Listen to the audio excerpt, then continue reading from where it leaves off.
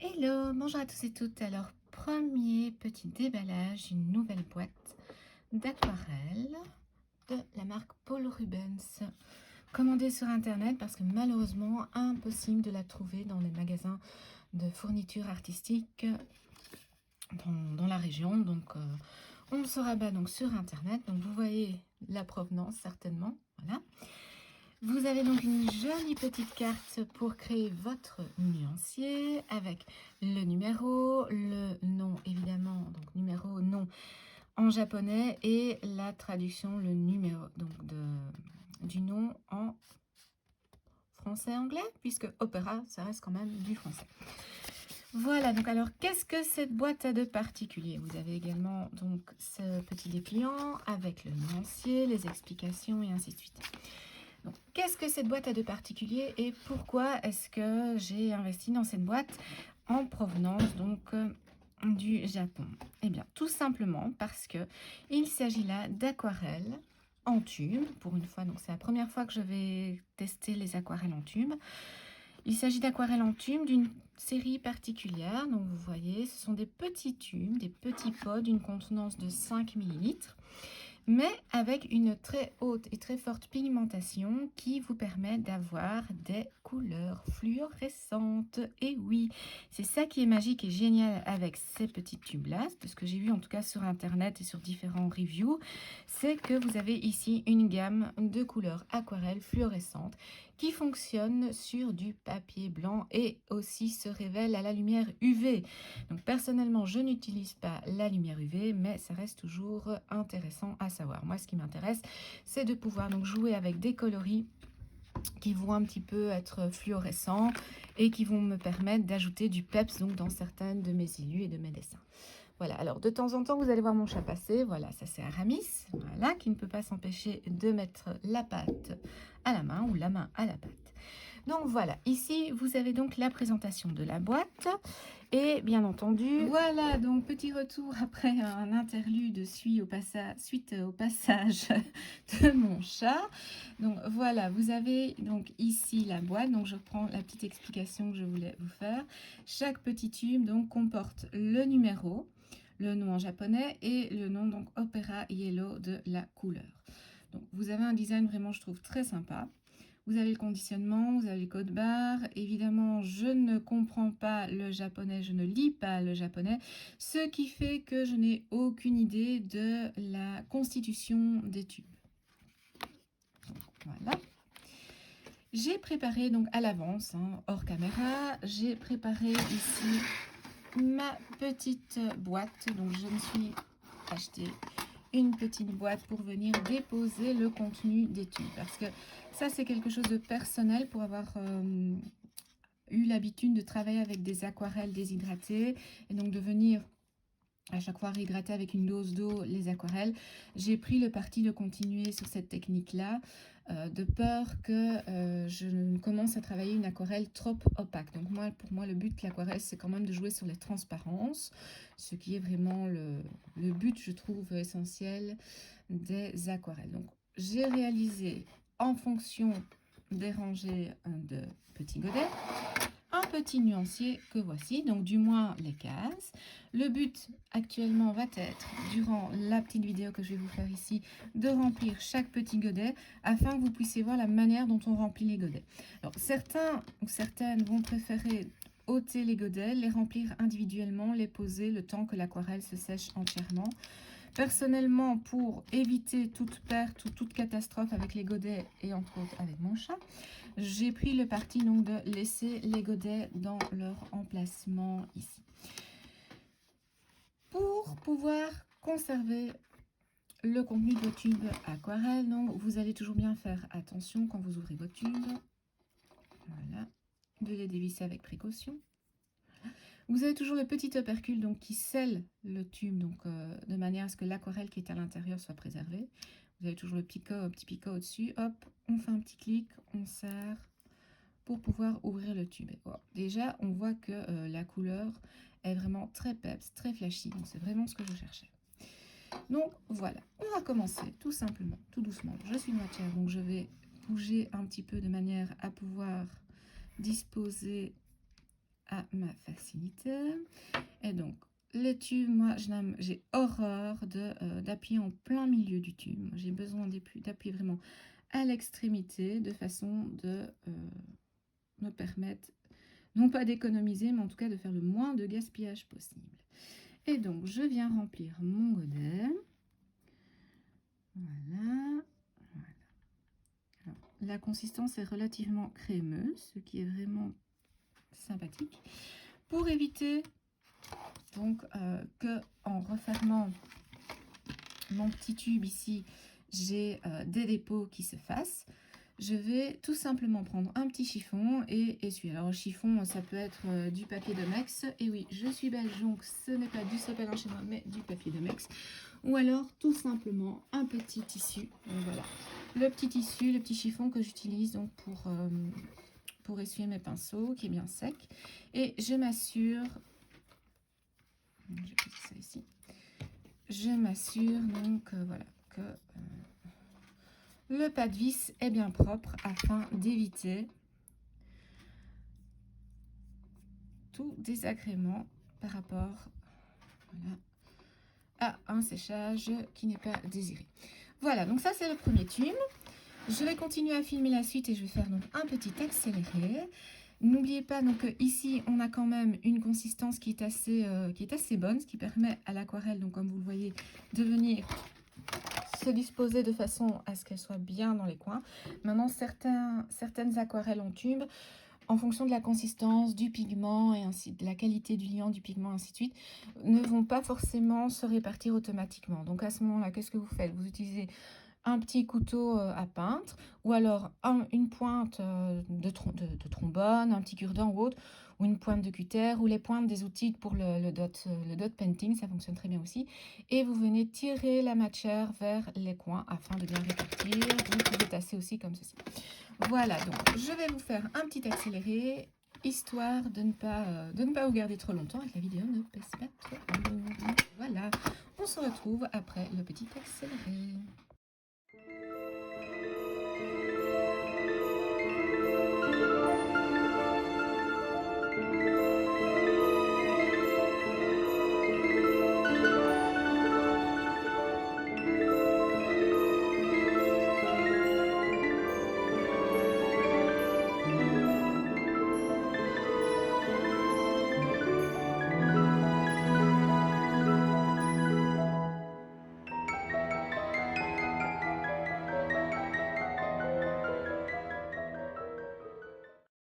Voilà, donc on se retrouve après le remplissage des différents godets.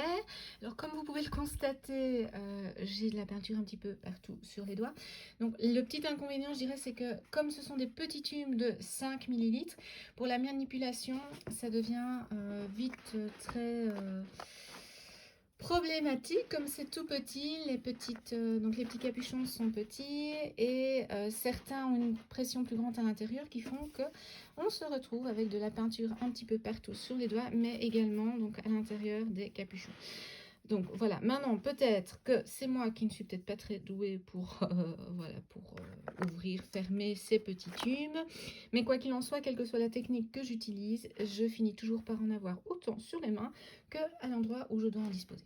Donc voilà, vous avez ici la première partie de la vidéo.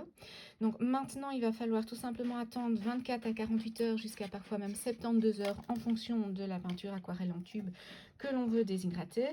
Étant donné que c'est la toute première fois que je mets de l'aquarelle en tube dans des godets, je vais patienter tout simplement et lorsque je filmerai la suite de la vidéo, je vous indiquerai le temps que cela aura pris pour le séchage.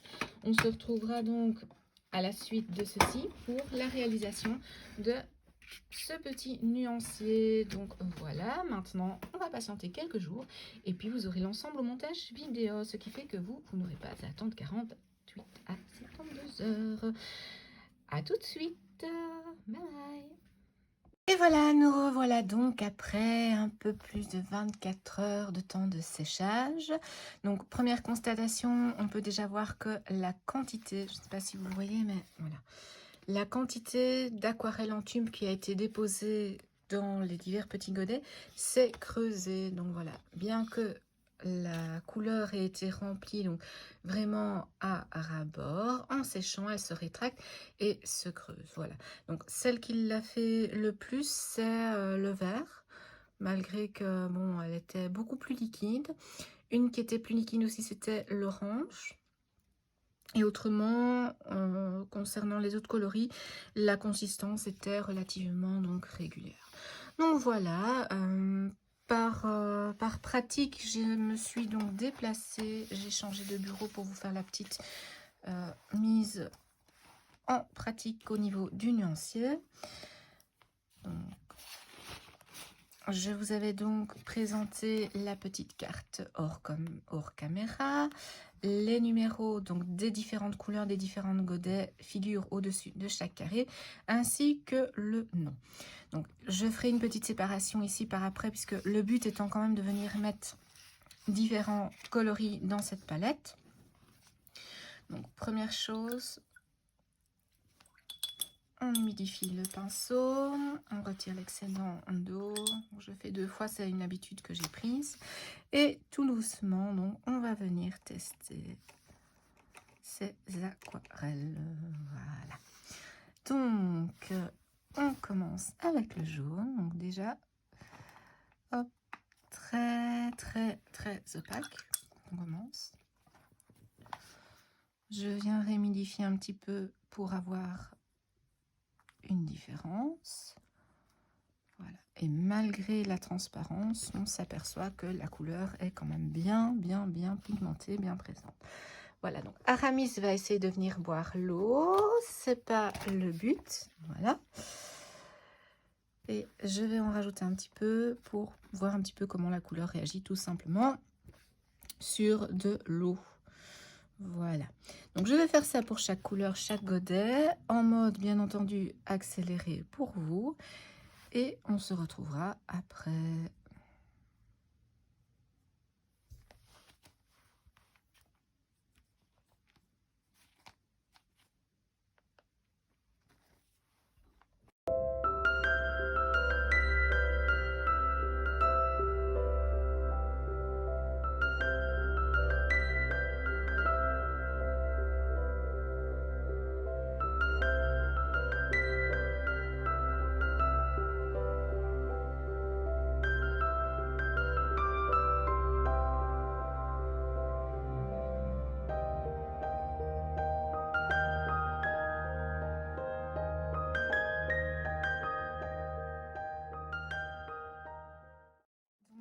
Après le petit accéléré concernant le remplissage des différents cases du nuancier, j'ai pu constater donc que l'aquarelle se posait vraiment de manière très facile, très aisée.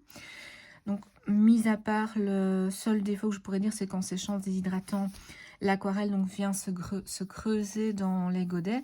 Actuellement, je ne vois aucun point négatif, d'autant que c'était personnellement des couleurs, des teintes que je recherchais, donc des couleurs un peu plus flashy.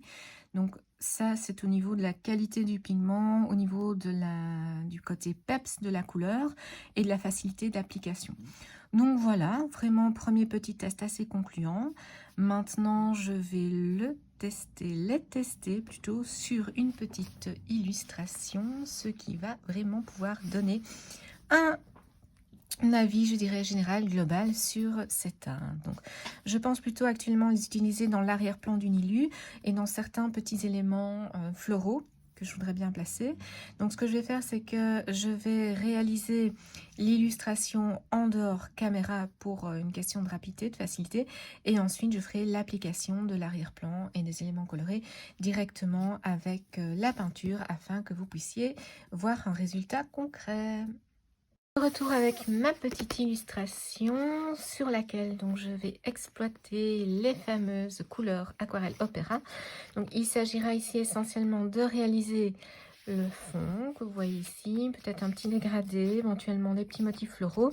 Et en ce qui concerne donc le personnage, le sujet central de la composition, la mise en couleur se fera ultérieurement avec un autre set d'aquarelles que j'ai également acquis en parallèle avec ce kit-ci, mais que je n'ai pas encore déposé dans les godets. Et je vous ferai également une petite review, un petit déballage peut-être bien, et la réalisation du nuancier afin que vous puissiez le voir. Mais ça, ce sera dans la prochaine vidéo, donc celle qui viendra après celle-ci. Donc, je vais vous faire la réalisation en direct de la mise en peinture, mais ce sera bien entendu, encore une fois pour vous, en accéléré afin que cela ne prenne pas trop de temps dans la vidéo et donc que cela diminue son poids. Donc voilà, bonne visio!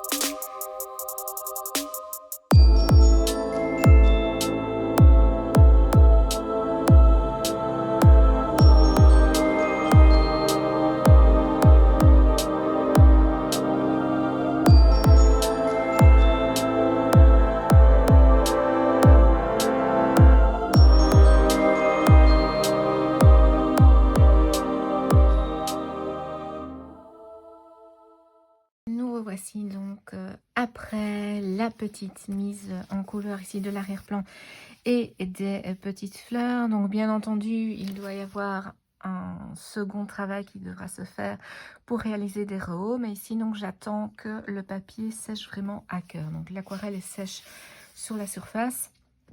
Elle ne l'est pas à cœur, c'est-à-dire à l'intérieur du papier, parce que autrement on aurait donc un papier qui gondolerait moins. Entre temps, je suis venue retirer ici les bandes de tape pour la simple et bonne raison que je voulais voir comment le papier réagissait lorsque on décollait le tape. Ce qui m'amène à vous avouer que j'ai ici un nouveau carnet aquarelle, donc de la marque également Paul Rubens. Je me le suis acheté parce que je trouvais le design vraiment très sympa, très chouette, qu'on n'en trouve pas par ici. Et que j'avais besoin justement d'un nouveau carnet pour pouvoir faire des dessins et des croquis aquarellables ou à la gouache de façon vraiment très diluée. Donc, je me suis dit, je vais m'acheter en même temps que la boîte d'aquarelle Paul Rubens, ce superbe bouquet que j'aimais bien, qui me plaisait bien. Mais lorsque j'ai commencé déjà le croquis, je me suis aperçue que le papier était déjà plus lisse que ce à quoi je m'attendais. Pourtant, le papier donc, qui était fourni avec, qui entoure bien sûr le carnet, indiquait bien 300 GSM pour la qualité au point de vue du grainage et donc le pressé à chaud en coton. Donc c'était quelque chose qui moi me correspond puisque j'ai l'habitude donc de justement travailler avec ce type de papier. Sauf que dans la marque, la gamme dans laquelle je travaille d'habitude, il s'agit du papier Canson et que le papier Canson est donc, je ne sais pas si vous le voyez à l'écran, mais en tout cas est beaucoup plus épais finalement et beaucoup plus grainé, et ce malgré les mêmes qualités au point de vue du grainage et de la presse à chaud. Donc j'ai l'habitude de travailler avec beaucoup d'aquarelle, en tout cas beaucoup d'eau diluée, comme vous pouvez le voir ici. J'ai tendance à faire des rows au crayon aquarelle, au Posca ou à la gouache ou autre, enfin différentes techniques. Et ce qui me rend sceptique ici par rapport au carnet, c'est que malgré les indications qui sont là, qui semblaient à première vue tout à fait correspondre à ce que j'utilise d'habitude, je n'ai pas la satisfaction de pouvoir utiliser autant d'eau, autant de liquide donc sur ce carnet. Puisque je ne sais pas si vous l'avez vu, il y a eu un petit moment de galère au niveau ici donc de l'arrière-plan en cercle violet. J'ai rajouté de la craie, donc ici Neocolor, qui est diluable, afin de pouvoir donner un petit éclat pardon, métallisé, mais je me suis vite rendu compte que ça pouvait vite devenir galère, puisque comme le papier n'était pas aussi épais, l'aquarelle en dessous n'ayant pas encore séché, n'ayant pas encore été absorbée, glissait beaucoup sur le papier. Donc j'ai essayé de rattraper le coup avec le Neocolor. Donc au final, ça ne donne pas trop mal. Voilà, il y a du travail à faire après, mais comme je vous le dis, ce sera vraiment quand l'aquarelle sera séchée à cœur dans le papier. Donc, en ce qui concerne les aquarelles en elles-mêmes, je ne suis pas mécontente, loin de là. Elles ont bien un éclat lumineux, vraiment très peps et fluo. C'est vraiment ce que je recherchais. Donc là, objectif atteint. Pour le réhydratage des couleurs, donc ici, je ne sais pas si vous l'avez vu, mais regardez, donc ici, voilà, elle est vraiment, elle a été réhydratée, mais voilà. On obtient à peu près à nouveau la même consistance qu'on avait dans l'aquarelle en tube. Donc, est-ce un point négatif? Je ne pense pas, puisque de toute manière, c'est à l'artiste, au peintre, de gérer la quantité d'aquarelle qu'il va utiliser, d'eau et ainsi de suite. Les teintes, je ne sais pas si vous avez vu un moment dans la vidéo, mais j'ai réalisé des mélanges pour venir foncer, donc pour pouvoir venir ici figurer le fait que le pétale était un petit peu à l'arrière, donc pouvoir mettre de l'ombre. Et au point de vue des mélanges, donc elles sont tout à fait miscibles, elles se mélangent très bien. On peut rejouer sur la quantité d'eau, la qualité donc de l'épaisseur du pigment aquarelle, donc rien à dire à ce niveau là. Maintenant, une fois que ceci sera sec, donc moi je vais venir refaire des petits rehauts avec l'aquarelle, entre autres, pour venir réintensifier certaines choses. Des rehauts également au crayon aquarelle. Et ensuite, il y aura la mise en peinture ici du visage avec un kit d'aquarelle, justement, prévu pour les teintes de visage. Mais ça, je vous en dirai plus dans une autre vidéo. Donc, entre la fin de cette vidéo-ci et la vidéo qui est déjà prévue suivante avec des aquarelles pour réaliser donc le visage, vous verrez probablement déjà une différence. Donc, pour ce qui est du kit Opera Paul Rubens Aquarelle, je trouve que le kit est vraiment très bien. Si vous avez envie d'investir dans un kit de peinture à l'eau d'aquarelle, bon, en tube, je réinsiste, pour avoir des couleurs vraiment peps, avec ce côté un peu fluorescent qui change vraiment de l'aquarelle vraiment traditionnelle, pour mettre un peu de fun dans vos copeaux, eh bien, allez-y, foncez, c'est vraiment très, très sympa.